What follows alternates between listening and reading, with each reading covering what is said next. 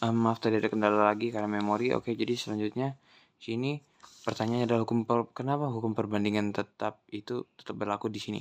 Karena ya intinya hukum perbandingan tetap berlaku dalam reaksi ini karena perbandingan reaktan dan produk adalah sama dan tetap. Bisa dilihat di sini hasilnya adalah 10 dan 10 ya, dari CaCO3 menjadi CaO dan CaO2 yaitu 5,6 dan 4,4, dan jika itu ditambahkan hasil dengan 10 pas. Yang artinya tidak ada reaksi yang massa yang hilang.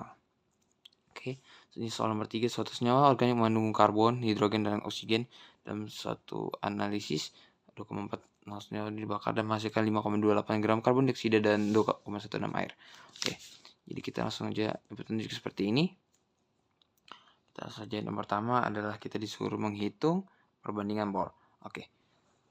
Jadi yang pertama adalah kita coba kira-kira persamaan reaksinya seperti apa, dan jika sudah tertemu kita masukkan tadi mol dari CO2 yang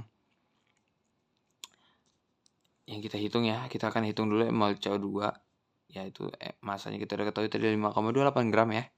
Tuh. Kita per mR kita masukkan dan ini hasilnya 0,12 mol dan sama seperti NH2O, M per mR dan itu sama aja 0,12 mol.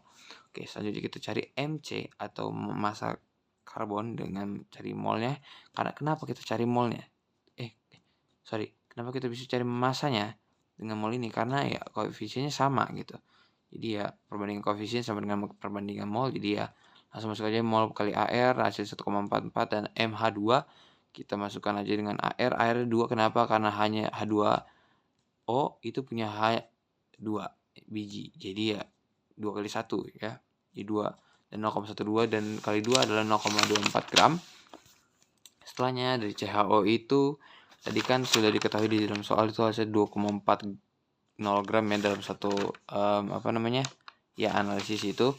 Nah 2,4 gram itu tadi kita kurangi dengan MC dan MH. Kita kurangkan itu semua dan jadilah MO gitu 0,72 gram, dan kita cari mol dari mol dari O yaitu M per AR ya, tadi masuklah dapatlah 0,04 M5 mol. Oke, kita bandingkan di sini. Ya, C banding H banding O seperti ini, kita bagikan dengan 0,045 supaya dia bulat, dan ini 2,67 mendekati 3 menjadi 3, 5,33 mendekati 6 jadi 6. Kenapa kita bulatkan ke atas? Karena supaya reaksi ini berjalan dengan sempurna. Karena ya lebih baik lebih dibanding kurang. Karena kurang itu pasti bakal ada suatu reaksi yang menjadi reaksi bersisa gitu ya. Jadi kita tingkatkan ke atas. Oke. Jadi rumus empirisnya tetap C3H6O karena ya ini udah paling empiris dan udah paling sederhana istilahnya. Oke, selanjutnya di C ini disuruh cari rumus molekulnya jika massa molar senyawa adalah 60,0 gram per mol. Oke, jadi massa relatif molekul relatifnya itu adalah rumus molekul Rm-nya per rumus empiris Re-nya itu adalah 60 gram per mol, dan rumus empirisnya tadi kita pakai ya 361 ini kita kalikan dengan air masing-masing 3 kali 12 tambah 6 kali 1 dan 16 gram. Jadi 60 gram per 58 itu mendekati 1 ya, ada 1, ya sekian. Jadi rumus molekulnya tetap sama. Oke. Dan kenapa di sini kita coba bilang ya. Kita coba lihat dulu ya. Jelaskan mengapa pembakaran sempurna diperlukan.